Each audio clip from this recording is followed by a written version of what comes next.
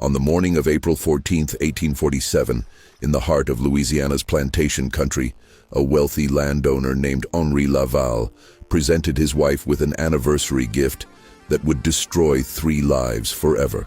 The gift was wrapped not in paper, but in a simple cotton dress. A 12-year-old girl named Rose purchased from a neighboring estate for $200. What Madame Laval didn't know, what the household staff whispered about in the quarters after dark, what the ledgers and letters hidden in Henri's study would eventually reveal, was that Rose carried his blood. She was his daughter. For 15 years, this secret festered in the grand halls of Bellemont House, poisoning everything it touched, until the truth emerged in a way that shocked even a society accustomed to unspeakable cruelties. The records were burned, the witnesses silenced, and the official story buried beneath layers of respectability. But some truths refused to stay hidden. Before we continue with the story of the Laval family and the girl who became the center of their unraveling, I want to invite you to subscribe to this channel and hit that notification bell so you never miss stories like this one. And I'd love to know, where are you listening from? Drop a comment below telling me what state or city you're in. Now let's step back to where this tragedy truly began, more than a decade before that fateful anniversary morning. The story of Rose Laval, though she would never be permitted to use that surname, began not in Louisiana, but on a smaller plantation in Mississippi in 1835. Her mother, a woman named Dinah, worked in the house of the Mercier family, where Henri Laval was a frequent guest during his years as a young bachelor, building his fortune in cotton speculation.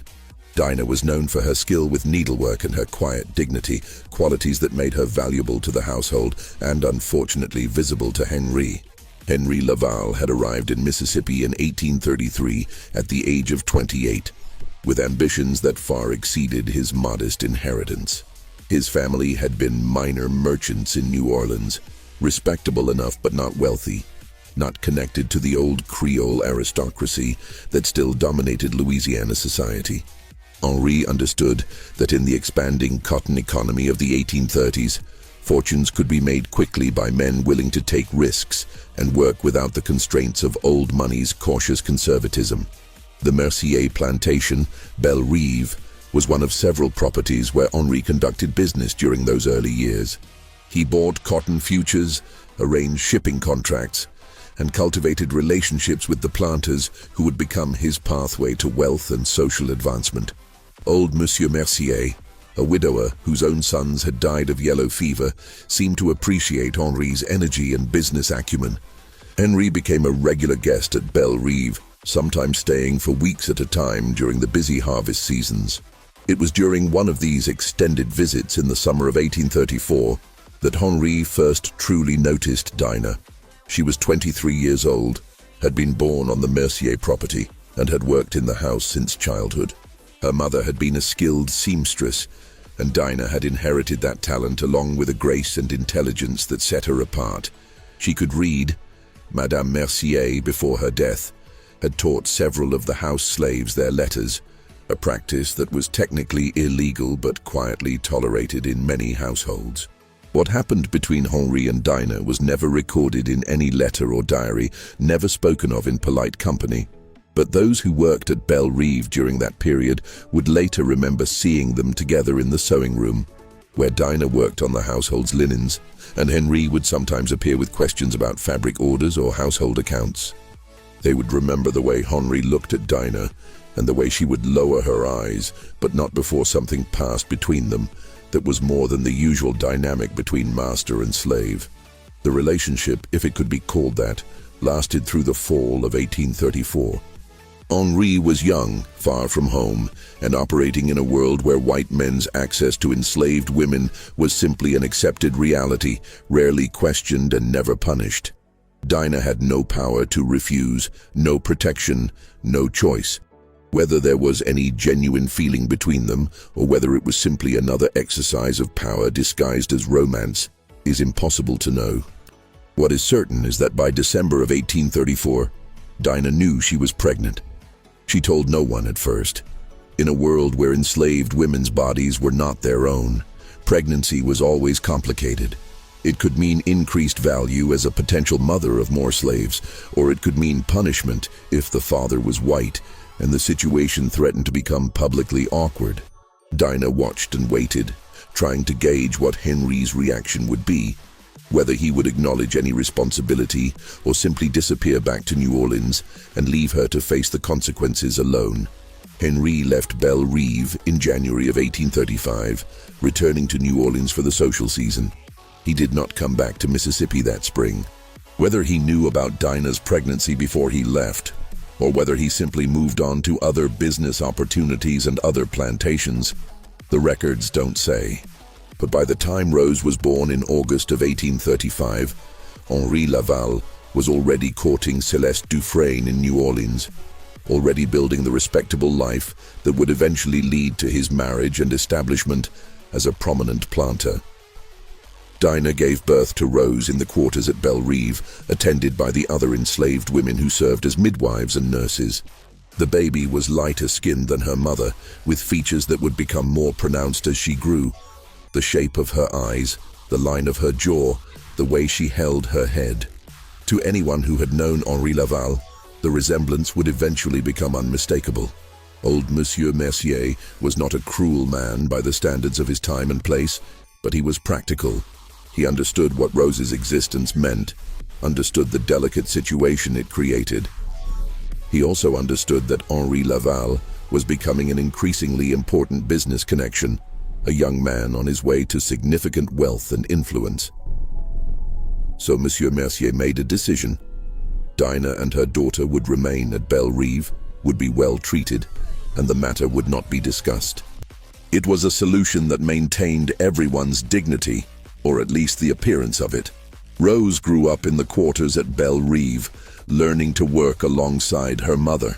She was a bright child, quick to learn, and Dinah taught her everything she knew about sewing and household management. But Dinah also taught her daughter something else: how to be invisible, how to keep her eyes down and her thoughts hidden, how to survive in a world that saw her as property. These were lessons that would serve Rose well in the years to come, though they could not protect her from everything.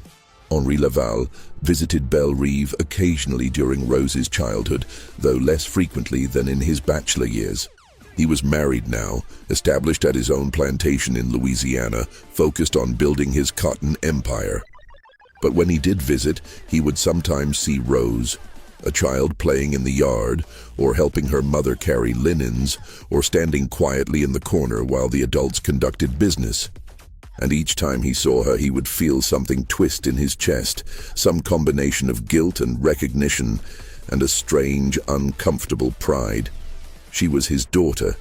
He could never acknowledge her, could never claim her, but she was his. By 1847, Rose was 12 years old, and the resemblance to Henri had become too pronounced to ignore. Old Monsieur Mercier had died the previous year, and his estate was being managed by a nephew who had no particular loyalty to Henri Laval, and no reason to maintain the quiet arrangement that had protected Dinah and Rose. The nephew was consolidating the estate, selling off assets, and preparing to move to Mobile, where he had business interests. Several of the Belle Rive slaves were to be sold, and Rose was among them. When Henri learned of this, through business channels, through the network of information that connected planters and merchants across the South, he made a decision that would prove catastrophic for everyone involved. He would buy Rose. He would bring her to Bellamont House. He told himself it was to protect her, to ensure she ended up in a good situation, rather than being sold to strangers. But there was something else driving the decision, something darker and more complicated. Perhaps it was guilt, or perhaps it was a twisted desire to keep his daughter close, to have her in his household where he could see her, even if he could never acknowledge who she was. Whatever his reasoning, Henri Laval set in motion the events that would destroy his marriage, his reputation, and ultimately his life. The transaction was handled through an intermediary, as such sensitive matters often were. In March of 1847, Henri arranged for a business associate named Charles Dupont to approach the Mercier nephew about purchasing several slaves. including a 12-year-old girl skilled in household work. The price was fair, $200, standard for a healthy young slave with house training. The paperwork was unremarkable. Just another bill of sale in a society where such documents were produced by the thousands every year. Dinah was not included in the sale. The separation of mother and daughter was common enough in the slave trade to raise no particular comment, though those who witnessed Dinah's grief that day would remember it for years. She held Rose until the last possible moment, whispering something in her ear that no one else could hear. Later, those who had been present would wonder what Dinah had told her daughter in those final moments. A warning, a blessing, instructions for survival. Whatever the words were, Rose carried them with her when she was loaded into the wagon that would take her to Louisiana. The journey from Belle Reve to Belmont House took 4 days. Rose traveled with 3 other slaves who had been purchased by various buyers in the area, 2 field hands, and a woman who would work as a cook. They were chained together in the back of the wagon, given minimal food and water, and allowed to sleep on the ground at night. It was Rose's first experience of the brutal reality of being sold, of being transported like livestock from one owner to another. She had lived her entire life at Belle Reve, had known only one place, one community. Now she was being taken to a strange household, to work for people she had never met, for reasons she didn't understand. Rose arrived at Belmont House on April 10th, 4 days before the Laval's 9th wedding anniversary. The plantation was larger and grander than Belle Reve, with a main house that seemed enormous to Rose's eyes. 2 stories of white-painted wood with tall columns and wide galleries, surrounded by gardens and outbuildings. The quarters where the slaves lived were set back from the main house. A row of small cabins that housed the 40-some people who worked the cotton fields and maintained the household. Rose was kept in the quarters initially, given time to adjust to her new surroundings. The other house slaves studied her with curiosity and some suspicion. New slaves always disrupted the established hierarchy, and Rose was particularly puzzling. She was too light-skinned, too carefully selected. And there was something about the way Monsieur Laval had looked at her when she arrived, a look that the older slaves recognized and that made them uneasy. An elderly woman named Judith, who had worked at Belmont House for 30 years and served as the unofficial leader of the house slaves, took Rose aside on her second day. They were in the kitchen, where Rose was being taught the layout and routines of the household. "Child," Judith said quietly, making sure no one else was close enough to hear, "you need to understand something. You're in a dangerous position here. I don't know what the master's thinking, bringing you here, but it's not good.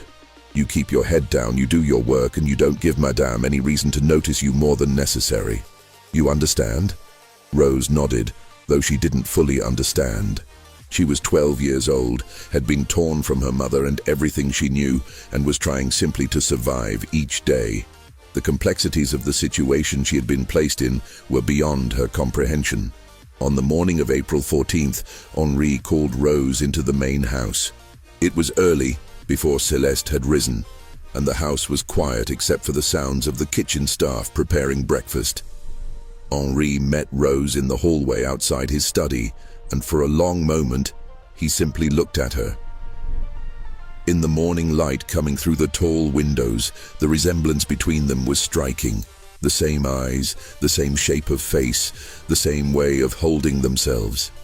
Henri felt that familiar twist in his chest, that mixture of guilt and recognition. "You're to be a gift for Madame," he said finally, his voice formal, distant. "For our anniversary, you'll work directly under her supervision, helping with her wardrobe and personal needs. You'll be respectful, obedient, and discreet. Do you understand?" "Yes, sir," Rose said quietly, keeping her eyes down as Dinah had taught her. Henri wanted to say more. He wanted to ask about Dinah, about Rose's childhood at Belle Reve, about whether she was frightened or confused. He wanted to tell her that he was her father, that he had brought her here to protect her, that she would be safe in his household. But he said none of these things. To speak them would be to acknowledge a truth that could never be acknowledged, to create a crack in the carefully constructed facade of his respectable life. Instead, he simply nodded and called for Judith to take Rose away and prepare her for the presentation. Rose was dressed in a new cotton dress, pale blue with white trim, finer than anything she had ever worn. Her hair was arranged carefully, braided and pinned in the style that Celeste preferred for her house slaves. She was given a white apron to wear over the dress, marking her as part of the household staff. And then she was made to wait in the hallway, while Henri went to fetch his wife. Celeste was in the morning room when Henri brought Rose to her. The anniversary breakfast had been laid out on the small table by the window, fine china with a delicate floral pattern, fresh flowers from the garden arranged in a crystal vase, all the markers of civilized domesticity. Celeste was dressed in a morning gown of pale yellow silk, her dark hair arranged in the elaborate style she favored. She was 38 years old, still beautiful in the severe way of women who have learned to use their appearance as a form of power. "My dear," Henri said, his voice carrying the formal courtesy that had characterized their marriage for years. "I have an anniversary gift for you. This girl, Rose, has been trained in household work and personal service. I thought she might be useful to you, to help with your wardrobe and other needs." Celeste studied Rose with the practiced eye of a woman accustomed to evaluating property. She noted the girl's light complexion, the quality of her features, the new dress that was finer than what the other house slaves wore. She noted the way Henri stood slightly too close to the girl, the way his voice had a particular tone when he spoke about her. And then Celeste looked at Rose's face, really looked at it, and saw something that made her blood run cold. The girl had Henri's eyes, the same unusual shade of grey-green, the same shape, the same way of looking out at the world. It was unmistakable once you saw it, impossible to unsee. Celeste felt something crack inside her chest, some final illusion about her marriage shattering like the crystal vase on the table would shatter if she threw it against the wall. But Celeste had been trained since childhood in the art of maintaining appearances, of never showing emotion in public, of preserving dignity no matter what private pain she might be feeling. So she smiled, a cold, perfect smile, and nodded her acceptance. "How thoughtful of you, Henri," she said, her voice smooth as silk and just as cold. "I'm sure she'll be very useful. Rose, you may go to the kitchen and help with clearing the breakfast dishes. I'll call for you when I need you." Rose curtsied. Judith had taught her that the night before and fled from the room. She could feel the tension between Monsieur and Madame Laval, could sense that something terrible was happening even if she didn't understand what it was. She went to the kitchen and stood in the corner, trembling, while the other slaves exchanged knowing looks. Henri and Celeste were left alone in the morning room. They sat down to their anniversary breakfast, and for several minutes, neither of them spoke. Henri ate mechanically, not tasting the food. Celeste sat perfectly still, her hands folded in her lap, her face composed. Finally, Henri said, "She's a good worker. The Mercier family spoke highly of her training." "The Mercier family," Celeste repeated softly. "In Mississippi, where you spent so much time before we were married." Henri's hand froze halfway to his mouth. He set down his fork carefully. "Yes, I did business with them for several years. And this girl," Celeste continued, her voice still soft, still perfectly controlled. "She was born there. At the Mercier plantation?" "I believe so." "How old is she?" 12. Celeste did the mathematics in her head. 12 years old, born in 1835. Henri had been doing business with the Mercier family in 1834 and 1835 before their marriage, before he had even begun courting her. "She has your eyes," Celeste said finally, looking directly at her husband. "Did you think I wouldn't notice?" Henri said nothing. What could he say? Denial would be insulting to both of them. Admission would force them both to confront a truth that their society had carefully constructed elaborate fictions to avoid confronting. "I see," Celeste said after a long silence. She stood up, smoothing her skirt with hands that trembled only slightly. Thank you for the anniversary gift, Henri. It's very illuminating. She walked out of the morning room with her head high, her back straight, every inch the aristocratic lady she had been raised to be.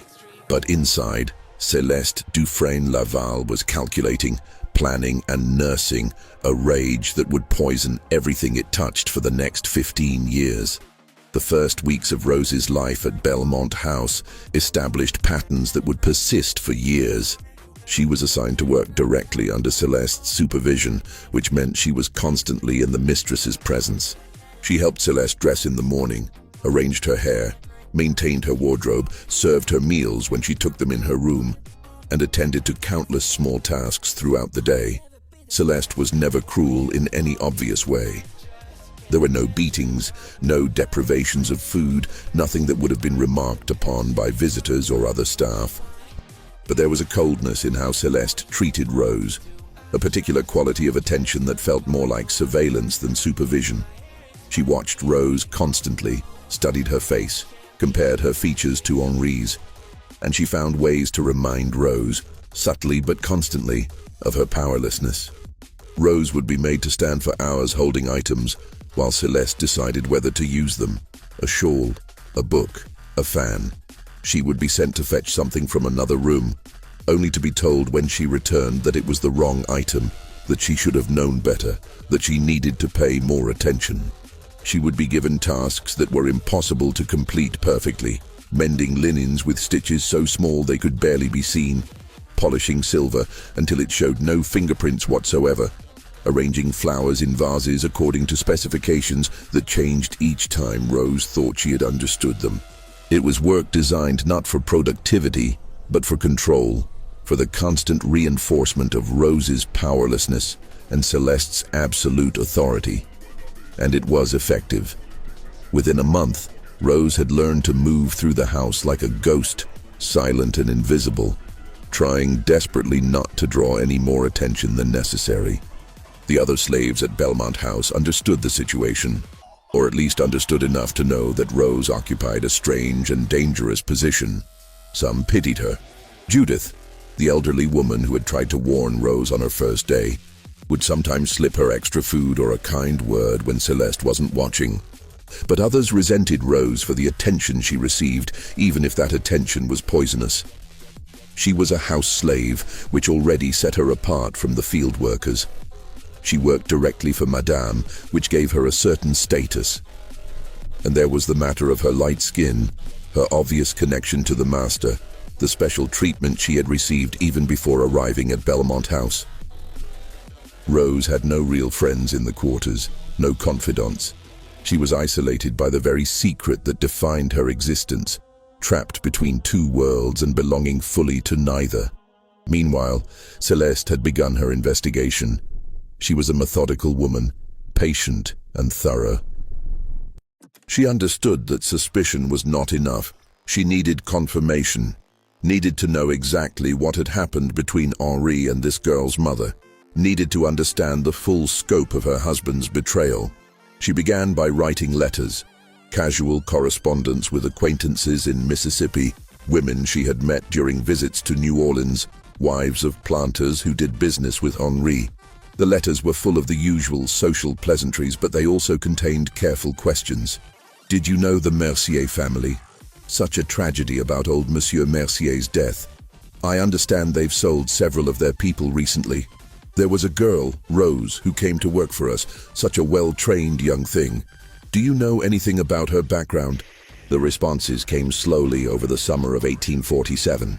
Most contained nothing useful, just vague pleasantries and expressions of sympathy for the Mercier family's losses.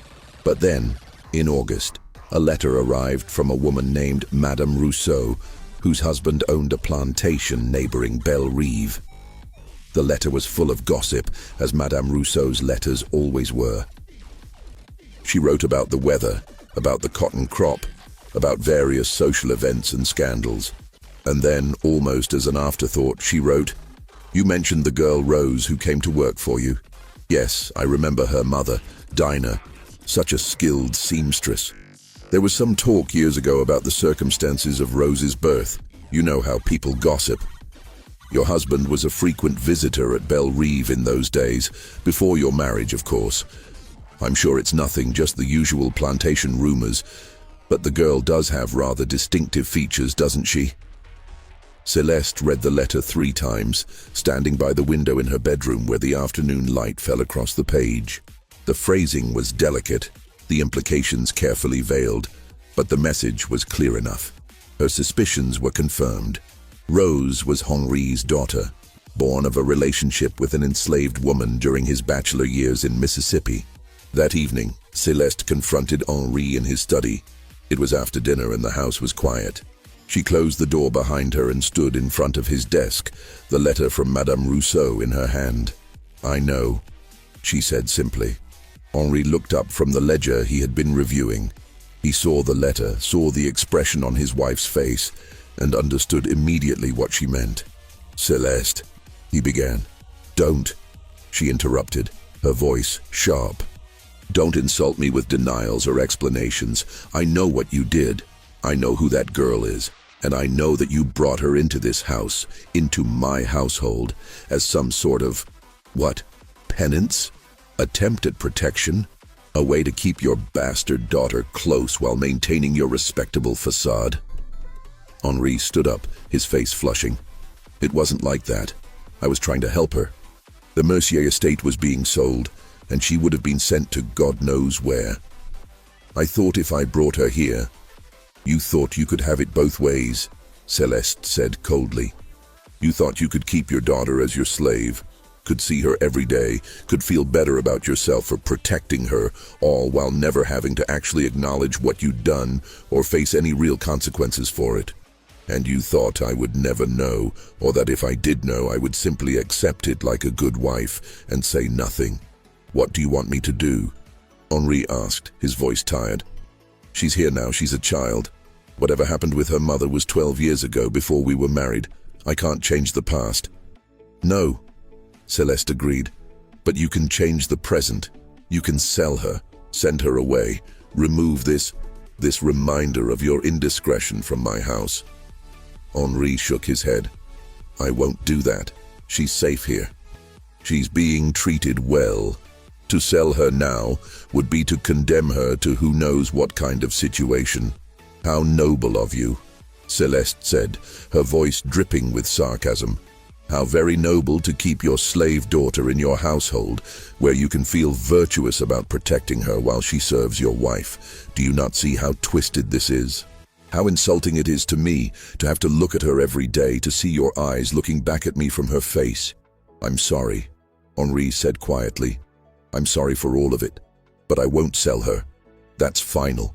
Celeste stared at her husband for a long moment. Then she smiled, a cold, terrible smile that made Henri take a step back. "Very well," she said. "She stays. But understand this, Henri. She is my property now. You gave her to me as a gift, remember?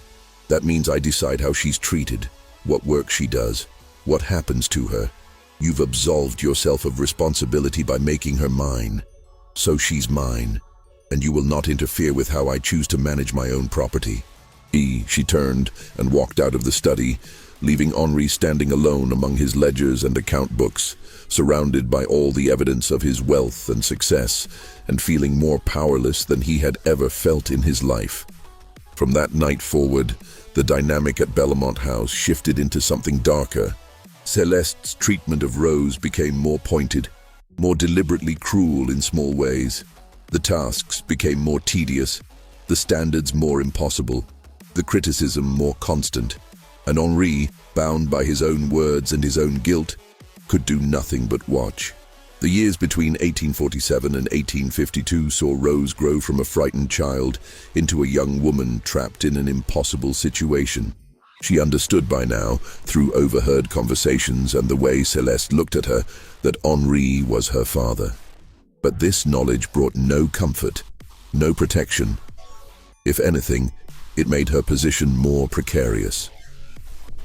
Rose learned to read Celeste's moods, to anticipate her needs, to make herself as invisible as possible. She learned which rooms to avoid when Madame was in a particularly dark mood, which tasks were most likely to meet with approval, which silences were safest. It was an education in survival, in navigating a world where she had no power and no protection. Henri avoided Rose as much as possible. When he did encounter her in the house, his expression was a mixture of guilt and something else. Perhaps regret, perhaps resentment that she existed as a living reminder of his past indiscretion and present moral failure. He never spoke to her directly if he could avoid it, never acknowledged the connection between them. To do so would be to admit the truth, and admission was impossible. But there were moments when the facade cracked slightly. Once, when Rose was 14, she was carrying a heavy tray of dishes from the dining room to the kitchen when she stumbled on the stairs. The tray fell, and china shattered across the floor. Rose stood frozen, knowing that such carelessness would result in punishment, probably being denied dinner, possibly being whipped by the overseer if Celeste was angry enough. Henri had been in the hallway and had seen the accident. He saw Rose's face, saw the fear there, and something in him broke. He called for Judith to clean up the mess and told Rose to go to the kitchen. When Celeste came to investigate the noise and demanded to know who was responsible, Henri said it had been one of the other slaves, that the matter had been dealt with, that Celeste needn't concern herself. It was a small protection, a small lie, but it was the only thing Henri could offer. And Rose, standing in the kitchen and listening to her father lie to protect her, felt a complicated mixture of gratitude and grief. He was her father, and he cared enough to lie for her. But he didn't care enough to free her, to acknowledge her, to give her any real protection or any real life. As Rose grew older, new dangers emerged. She was becoming a young woman, and in the world of southern plantations, that meant she was becoming vulnerable in new ways. The male slaves at Bellamont House generally left her alone. She was too closely associated with the master and mistress, too dangerous to approach. But there were visitors to the plantation, business associates of Henri's who would sometimes stay for days or weeks. And there were the white men who worked on the property, the overseer, the bookkeeper, the various tradesmen who came and went. Rose learned to avoid being alone with any of them, learned to keep to the main house where Celeste's presence offered a strange kind of protection. Celeste might hate her, might make her life miserable in countless small ways, but she also had a vested interest in maintaining control over her household and her property. No one would touch Rose without Celeste's permission, and Celeste was not inclined to grant that permission. But in 1850, when Rose was 15, the situation changed. Henri hired a new overseer named Thomas Garrett to manage the field operations at Bellamont. Garrett was a hard man, typical of his profession. He had worked on plantations across Louisiana and Mississippi, had a reputation for maintaining discipline and maximizing productivity. He was also a man who believed that his position gave him certain privileges, including access to enslaved women. Garrett noticed Rose almost immediately. She was beautiful in a way that was impossible to ignore. Light-skinned, delicate features, a grace in how she moved that set her apart from the other slaves. And there was something else about her, something in her bearing that suggested she was different, special, connected to the master's household in some significant way. Garrett began to pay attention to Rose, finding excuses to be near the main house, making comments that started as seemingly innocent observations and gradually became more pointed. He would compliment her appearance, ask her questions about her work, suggest that she must get lonely working in the big house all day. Rose understood the danger immediately. She had seen what happened to slave women who caught the attention of white men, had heard the stories whispered in the quarters. She tried to avoid Garrett, but it was difficult. He had legitimate reasons to be around the main house. He needed to report to Henri about the field operations, to coordinate with the house staff about supplies and schedules. And he was clever about his pursuit, never doing anything obvious enough to be reported, never crossing the line in ways that could be clearly documented. Rose finally worked up the courage to mention Garrett's behavior to Celeste. It was a desperate move, but she hoped that the mistress might intervene, if only to protect her property. She waited until she was helping Celeste dress one morning when they were alone in the bedroom. "Madame," Rose said quietly, her voice shaking, "I need to tell you something. The overseer, Monsieur Garrett, he's been paying attention to me, saying things. I'm afraid of what he might do." Celeste continued fastening her dress, not looking at Rose. For a long moment she said nothing. Then finally she turned and looked at the girl with cold eyes. "You will manage your own difficulties," Celeste said flatly. "Do not bring such matters to me again. You are not a child anymore, Rose. You should be capable of handling the attention of men without running to me for protection." Rose felt something die inside her chest. She had known that Celeste hated her, had known that she could expect no kindness from the woman who owned her. But she had hoped, desperately, that Celeste's sense of property rights, her desire to maintain control over her household, would offer some protection. Instead, Celeste was making it clear that Rose was on her own, that whatever happened to her was her own problem. "Yes, madame," Rose whispered, and said nothing more. The rejection was devastating, but it also clarified Rose's situation with brutal honesty. She was truly alone. Henri wouldn't protect her because to do so would be to acknowledge their relationship. Celeste wouldn't protect her because she wanted Rose to suffer. The other slaves couldn't protect her because they had no power. Rose was trapped in a situation where she was vulnerable to any white man who decided to take an interest in her, with no recourse and no hope of intervention. She began to plan. It was a desperate, probably hopeless plan, but it was all she had.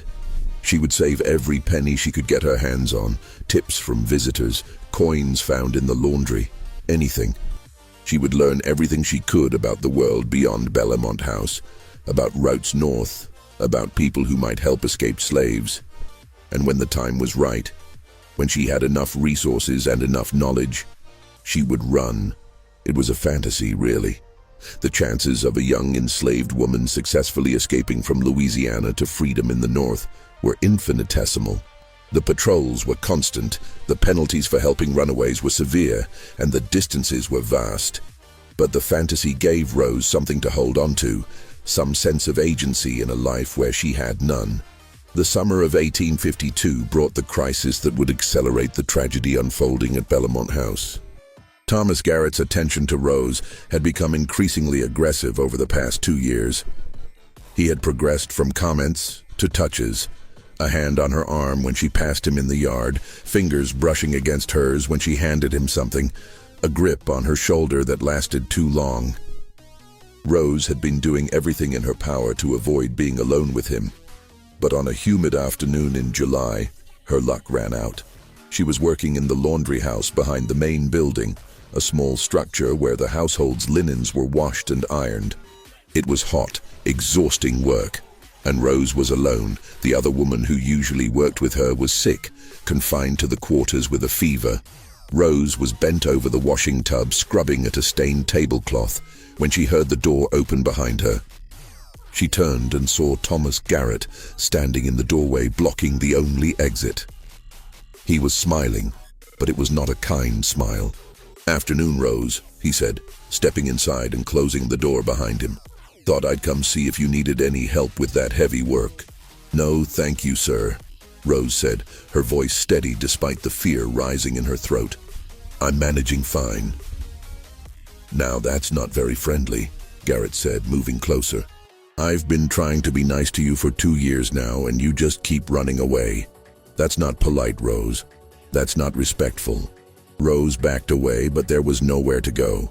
The laundry house was small, and Garrett was between her and the door.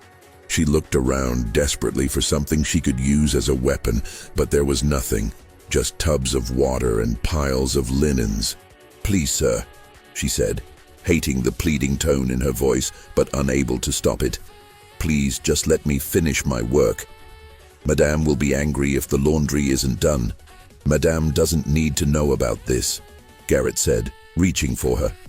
"This can be our little secret." What happened next happened fast. Garrett grabbed Rose's arm, pulling her toward him. Rose tried to pull away, and he slapped her, hard enough to make her ears ring. She stumbled backward, hit the edge of the washing tub, and fell. Garrett was on her immediately, his weight pinning her down, his hands tearing at her dress. Rose fought.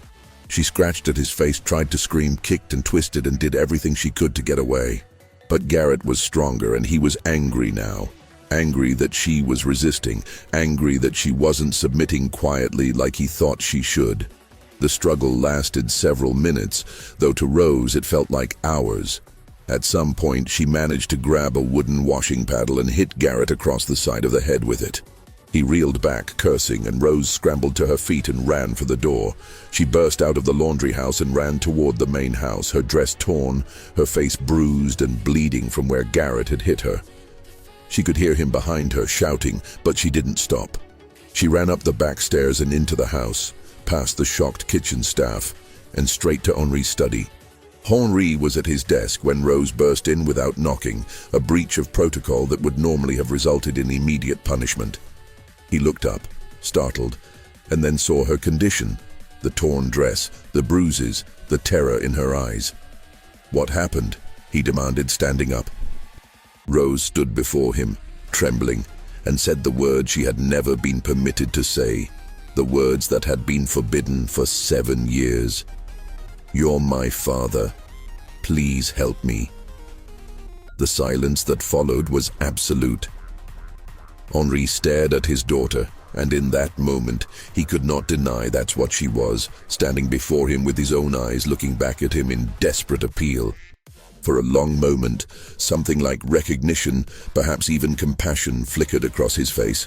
He saw her not as property, not as a problem to be managed, but as his child, his daughter, a human being who needed his protection. Then, Celeste appeared in the doorway. She had heard the commotion, had followed Rose through the house. She stood there perfectly composed despite the chaos and took in the scene. Rose in her torn dress, Henri standing behind his desk with an expression of anguish on his face, the words that had just been spoken hanging in the air between them. "Get out," Celeste said to Rose, her voice like ice. "Go to your quarters and stay there. Do not come back to this house until you are sent for." Rose looked at Henri, hoping for some sign that he would contradict his wife, that he would offer the protection she had begged for. But Henri said nothing. He stood there, frozen, caught between his guilt and his cowardice, unable to act. Rose fled. She ran to the quarters, to the small cabin she shared with 3 other house slaves, and collapsed on her pallet. The other women tried to comfort her, but Rose was beyond comfort.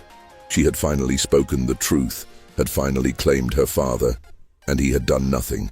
He had stood there and let Celeste send her away, had chosen his wife and his reputation over his daughter's safety. Henri and Celeste were left alone in the study for another confrontation, this one more explosive than any that had come before. The house slaves who worked nearby heard raised voices, heard something shatter, a glass or vase thrown against a wall. The argument lasted for over an hour, conducted in a mixture of English and French, with accusations and recriminations that had been building for 5 years, finally erupting. When Celeste emerged, her face was composed but pale, her hands shaking slightly as she called for Judith, the head house slave. "Send for the sheriff," Celeste said, her voice perfectly controlled. "We've had a theft." Judith stared at her mistress, understanding immediately what was happening. "Madame," she began. "Now," Celeste interrupted. "Send for the sheriff now." The accusation was simple and devastating. Rose had stolen a piece of jewelry from Celeste's room, a gold brooch that had belonged to Celeste's mother. It was a valuable piece, both monetarily and sentimentally, and its theft was a serious crime. The brooch was found in Rose's belongings in the quarters, planted there by Celeste herself, though of course there was no way to prove that. The other slaves knew immediately that Rose was being framed, that this was Celeste's revenge for the scene in Henri's study, for Rose's claim of kinship, for 7 years of humiliation and rage. But there was nothing they could do. To speak up would be to invite punishment themselves, and their testimony wouldn't be believed anyway. Slaves could not testify against white people in Louisiana courts. Rose was taken to the parish jail that evening to await trial. She went quietly, understanding that resistance would only make things worse. As she was being led away, she looked back at the main house and saw Henri standing at the window of his study, watching. Their eyes met for a moment, and Rose saw something in her father's face that might have been grief or might have been guilt. Then he turned away, and Rose was taken to jail. Just when we thought we'd seen it all, the horror in Bellamont House intensifies. If this story is giving you chills, share this video with a friend who loves dark mysteries, hit that like button to support our content, and don't forget to subscribe to never miss stories like this. Let's discover together what happens next. The trial of Rose for theft was scheduled for August 3rd, 1852, 3 weeks after her arrest. She spent those weeks in the parish jail, a small stone building that held perhaps a dozen prisoners at any given time.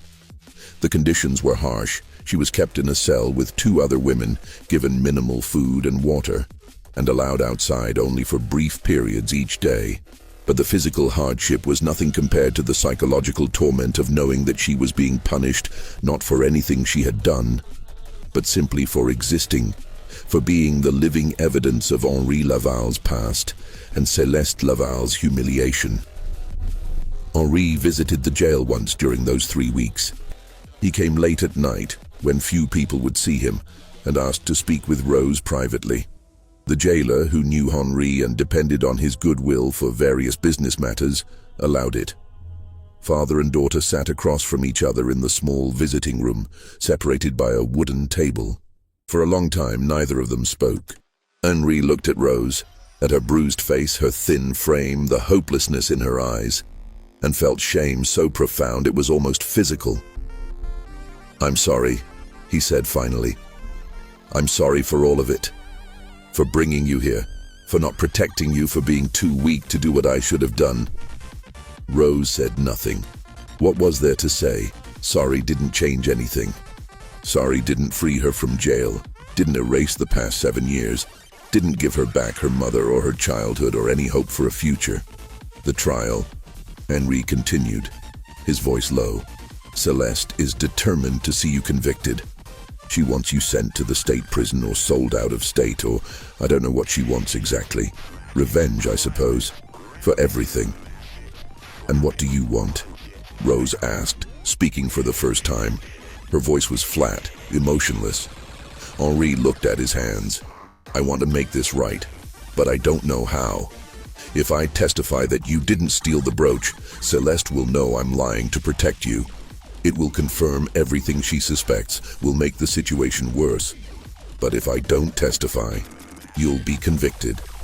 There's no evidence in your favor, no witnesses who can speak for you. So I'm going to be convicted," Rose said, "and you're going to let it happen, because protecting me would be inconvenient for you. It's not that simple." "Yes, it is," Rose interrupted, her voice suddenly fierce. "It's exactly that simple. You could free me. You could acknowledge me as your daughter and free me. You have that power. But you won't, because it would cost you too much. Your reputation, your marriage, your position in society. So instead, you'll let me be convicted of a crime I didn't commit, and you'll tell yourself it's complicated, that there's nothing you can do." Henri had no answer to that, because Rose was right. He had the power to free her, to acknowledge her, to give her a life. But he wouldn't, because the cost to himself was too high. He was a coward, and they both knew it. He left the jail that night without saying anything more, and Rose was left alone with the knowledge that her father had chosen his comfort over her freedom, had chosen his reputation over her life. The trial took place on a hot August morning in the parish courthouse. It was a brief proceeding, as such trials typically were when the accused was enslaved and the accuser was white and wealthy. The courthouse was full. Trials were public entertainment, and a case involving the prominent Laval family had drawn a crowd. Céleste testified first. She was composed, dignified, every inch the wronged lady.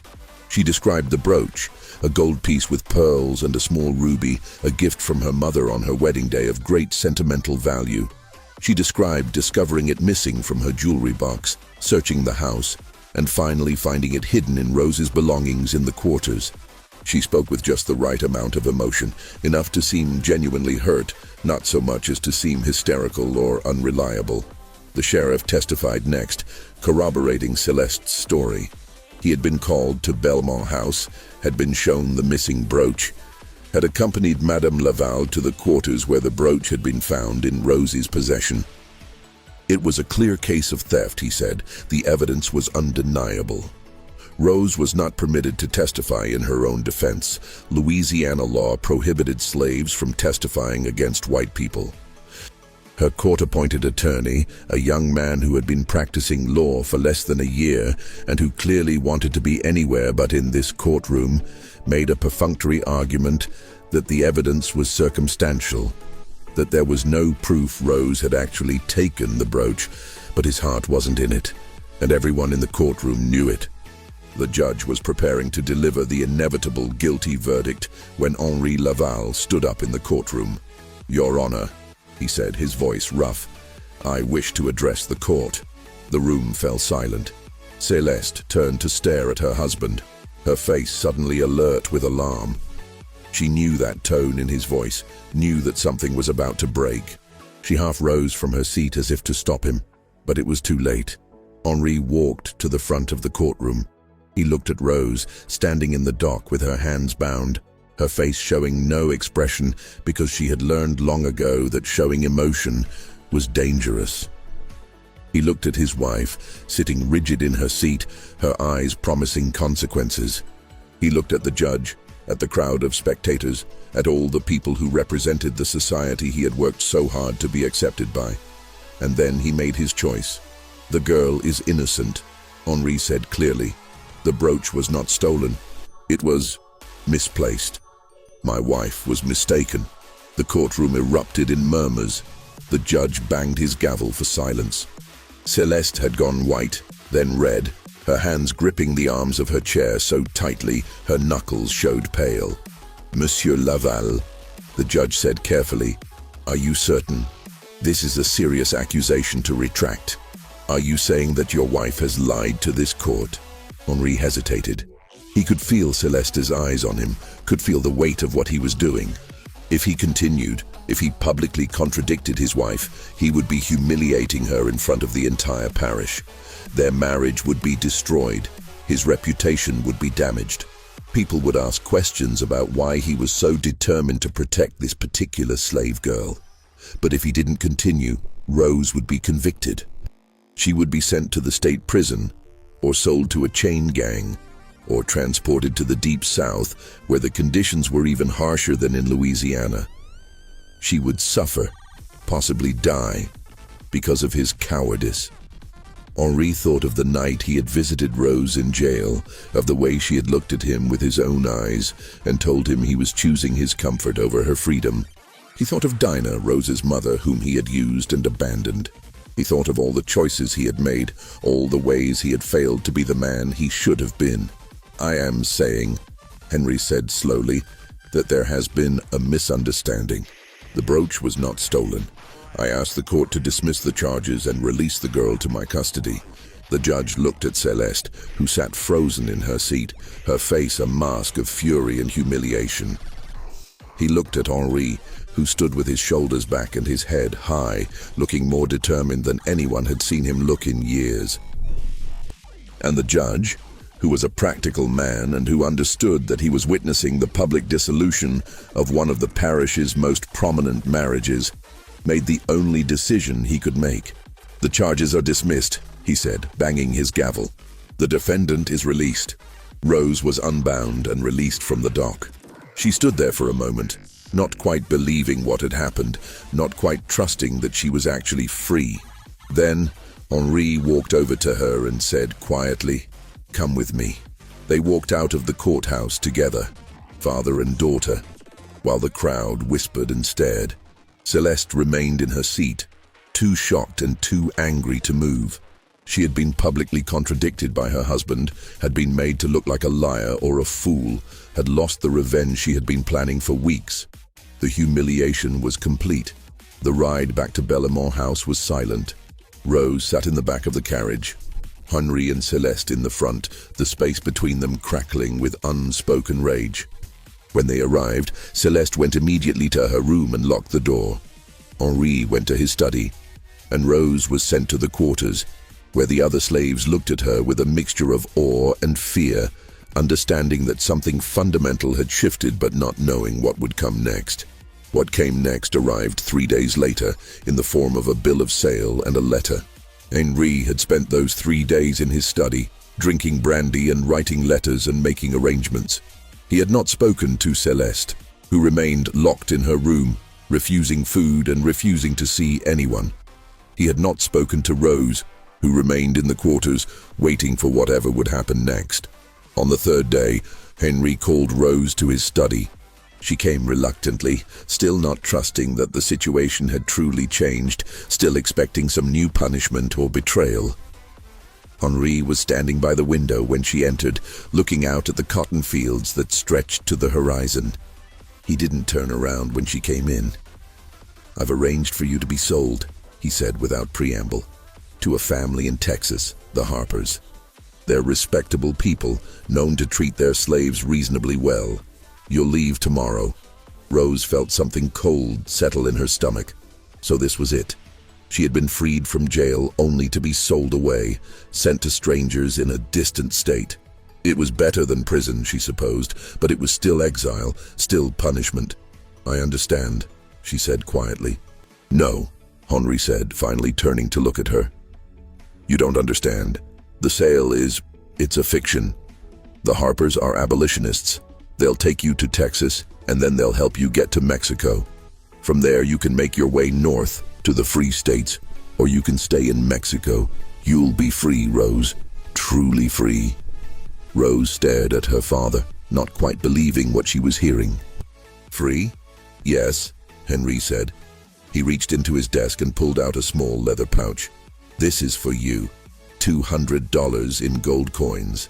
It's the price I paid for you 5 years ago. It's not enough, not nearly enough to make up for everything, but it's what I can give you. Use it to start your life wherever you decide to go." He held out the pouch, and Rose took it with trembling hands. She opened it and saw the gold coins gleaming inside, more money than she had ever seen in her life. "There's also this," Henri said, handing her a sealed letter. "It's a letter of manumission, signed and notarized. It says that you've been freed by your owner. It's not entirely legal. Technically, Celeste owns you, not me, and she hasn't signed anything. But it should be enough to protect you if you're questioned, and once you're out of Louisiana, it won't matter anyway." Rose looked at the letter, at the gold, at her father's face. She saw the guilt there, the shame, the desperate need to believe that this gesture could somehow make up for 7 years of cowardice and cruelty. "Why now?" she asked. "Why are you doing this now after all this time?" Henri was silent for a long moment. "Because I saw you in that courtroom," he said finally.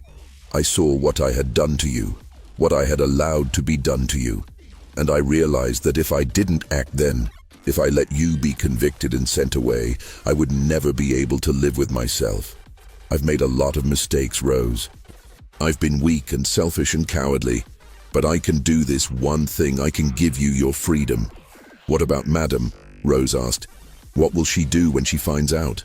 "I don't know," Henri admitted. "She'll be furious. She may leave me, may divorce me, may make my life hell. But that's my problem, not yours. You'll be gone, and you'll be free, and that's what matters." Rose looked at her father for a long moment. She thought about everything that had happened, about her mother left behind in Mississippi, about 7 years of servitude and humiliation, about all the ways Henri had failed her. And she thought about this moment, about the fact that he was finally doing the right thing, even if it was too late to undo all the harm that had been done. "Thank you," she said quietly. It wasn't forgiveness. She didn't know if she could ever forgive him. But it was acknowledgement, recognition that he was trying, in his inadequate way, to make amends. Henri nodded. He looked like he wanted to say more, wanted to embrace her or offer some final words of wisdom or apology. But he didn't. The distance between them was too great, the damage too profound. Instead, he simply said, "The Harpers will be here tomorrow morning. Be ready." Rose left the study and returned to the quarters. She told no one about the conversation, about the plan, about the gold and the letter hidden in her dress. She simply packed her few belongings and waited for morning. The Harpers arrived at dawn. They were a middle-aged couple, quiet and serious, who conducted their business with Henri quickly and efficiently. The bill of sale was signed, the money exchanged, and Rose was loaded into their wagon along with some supplies for the journey. As they pulled away from Belmont House, Rose looked back one last time at the place that had been her prison for 7 years. She saw Henri standing on the gallery watching her leave. Their eyes met across the distance, and Rose raised her hand in a small gesture. Not quite a wave, not quite a farewell, but an acknowledgement. Henri raised his hand in return. Then the wagon turned onto the road, and Belmont House disappeared from view. The journey to Texas took 2 weeks. The Harpers were kind to Rose, treating her not as property, but as a person. They explained their plan. They would take her to their home near the Texas-Mexico border, and from there, they would help her cross into Mexico. They had contacts there, people who could help her establish herself, find work, build a life. Rose listened to all of this with a sense of unreality. Freedom had been an abstract concept for so long, a fantasy she barely allowed herself to imagine. Now it was becoming real, and she didn't quite know how to process it. They reached the Harpers' home in late August. It was a small ranch, isolated and quiet, far from the major towns and the eyes of authorities. The Harpers gave Rose a room, fed her, and treated her with a kindness she had almost forgotten existed. And after a few days of rest, they helped her cross the border into Mexico. Rose spent the next year in a small town in northern Mexico, working as a seamstress and learning Spanish. She used Henri's gold carefully, saving most of it while she established herself. And in 1853, she made the decision to continue north, to the United States, to the free states where slavery was illegal. The journey was long and dangerous.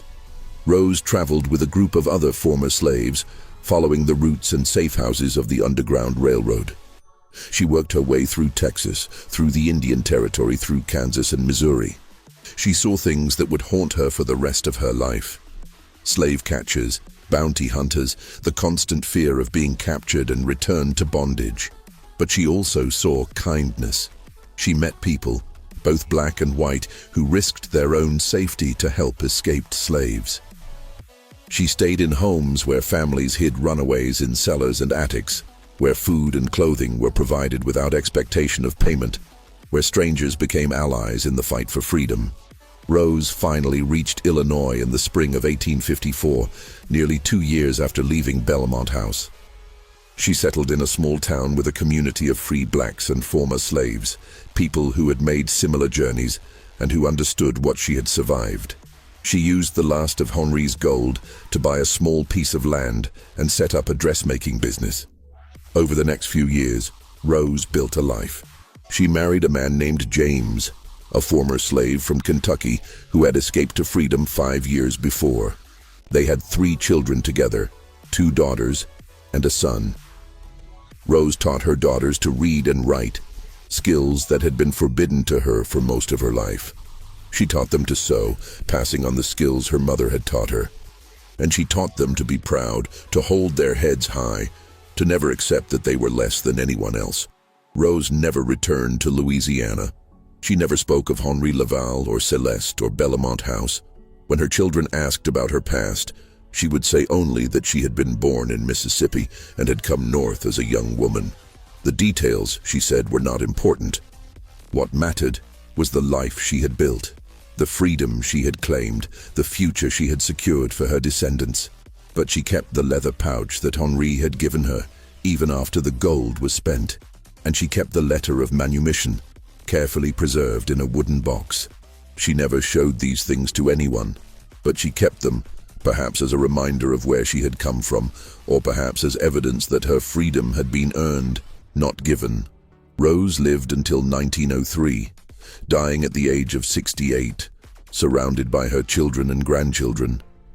She had seen the Civil War end slavery, had seen Reconstruction and its failures, had seen the rise of Jim Crow and the continued struggle for true equality.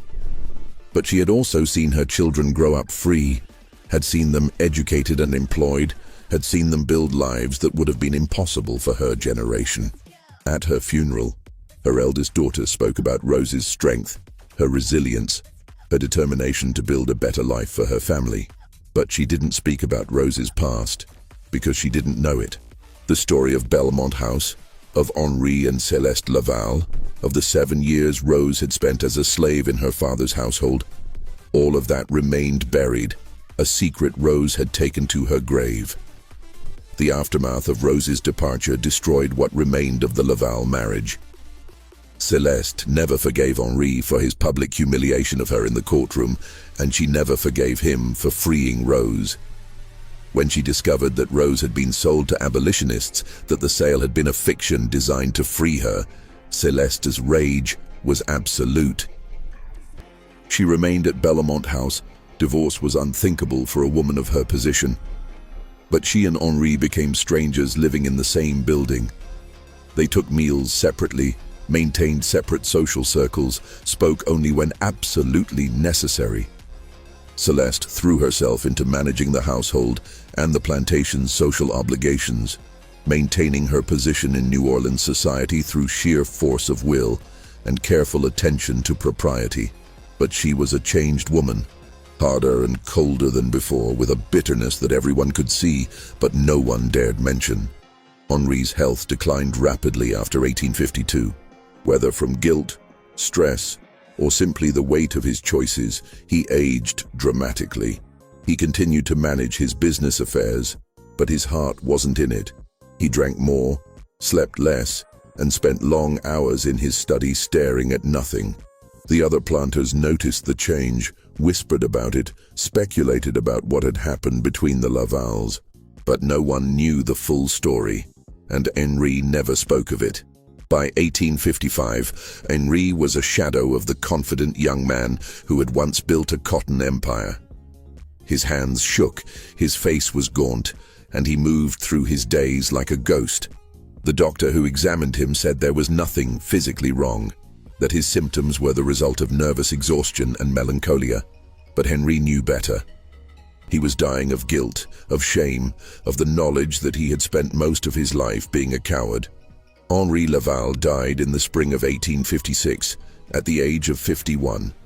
The official cause of death was listed as a failure of the heart, which was more accurate than the doctor knew. He was buried in the family plot in New Orleans, with a funeral attended by all the prominent families of Louisiana society. Celeste stood at the graveside in black silk, her face composed, accepting condolences with grace and dignity. No one would have guessed that she felt nothing but relief that her husband was finally gone. Celeste inherited everything: the plantation, the slaves, the investments, all of Henri's considerable wealth. She managed it all with the same cold efficiency she had always displayed, but she became increasingly reclusive. The social position she had guarded so carefully seemed to matter less to her after Henri's death. She was seen less frequently in New Orleans, spent more time alone in the house that had been the stage for so much quiet tragedy. The Civil War came in 1861, and Belmont House, like all the plantations of the South, was caught up in the chaos. Celeste's wealth was largely in Confederate bonds and currency, which became worthless when the South lost. The slaves were freed by the Emancipation Proclamation, and many of them left Belmont House immediately, heading north or to the cities in search of new lives. Judith, the elderly woman who had tried to protect Rose years before, was among those who left. She went to New Orleans and lived there until her death in 1870, working as a paid seamstress and never speaking of her years at Belmont House. Celeste struggled to maintain the plantation in the post-war years, but it was a losing battle. Without slave labor, without capital to pay workers, without the social and economic structures that had supported the plantation system, Belmont House fell into decline. The fields went unplanted, the buildings fell into disrepair, and Celeste herself became more and more isolated. In the years after the war, the few people who still visited Belmont House reported that Celeste had become strange. She was sometimes seen walking through the empty rooms, talking to herself in French. The freed slaves who had once worked there, now hired as paid servants, said she was arguing with ghosts, with Henri, with her own younger self, with the choices that had brought her to this lonely end. Celeste Dufresne Laval died in 1871 at the age of 62. She was found in her bedroom, sitting in a chair by the window, looking out at the overgrown gardens. She had been dead for several days before anyone discovered her. She left no heirs, no will, no instructions for her estate. Belmont House was sold to pay debts and eventually fell into ruin. By the early 20th century, it was nothing but a foundation and a few crumbling walls, another forgotten monument to the Old South and all its sins. The truth of what happened at Belmont House remained buried for generations. The records were scattered, the witnesses dead, the story forgotten.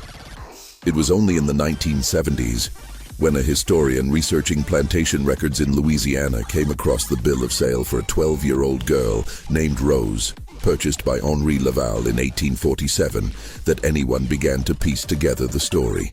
The historian, a woman named Dr. Patricia Williams, noticed something odd about the dates and prices in the bill of sale.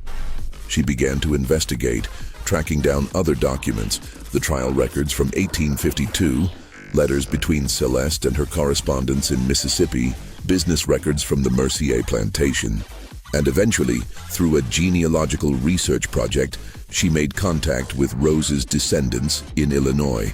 Rose's great-granddaughter, a woman named Eleanor, had inherited a wooden box that had belonged to Rose. Inside were the leather pouch, now empty, and the letter of manumission signed by Henri Laval. There was also a small notebook written in Rose's hand that contained a brief account of her life. Not a detailed memoir, but enough to confirm the story that Dr. Williams had been piecing together from the historical records. Dr. Williams published her findings in a scholarly journal in 1978, and the story of Rose and the Lavals became part of the historical record. It was taught in universities, discussed in books about slavery and the antebellum South, used as an example of the moral complexities and human tragedies that the institution of slavery created. But for Rose's descendants, it was more than just history. It was their family story, their heritage. Eleanor and her siblings traveled to Louisiana to see what remained of Belmont House. They stood among the ruins, among the crumbling foundations and overgrown gardens, and tried to imagine what their ancestor had endured there. She survived, Eleanor said, standing where the main house had once been. That's what matters. She survived, and she built a life, and she made sure her children had better. That's her legacy. And it was. Rose's legacy was not the suffering she had endured, but the strength she had shown, the life she had built, the freedom she had claimed. Her story was a testament to the resilience of the human spirit, to the ability to survive impossible circumstances and emerge with dignity intact. This mystery shows us how the institution of slavery corrupted every human relationship it touched, how it made monsters of ordinary people and turned families into sites of unspeakable tragedy. It shows us the cost of cowardice, the price of choosing comfort over conscience. And it shows us that even in the darkest circumstances, even when every system and structure is designed to crush the human spirit, people can survive, can resist, can build lives of meaning and dignity. What do you think of this story? Do you believe everything was revealed? Were Henri's final actions enough to redeem him, or was it too little, too late? Leave your comment below. If you enjoyed this tale and want more historical mysteries like this, subscribe, hit the notification bell, and share with someone who loves dark stories from America's past. See you in the next video.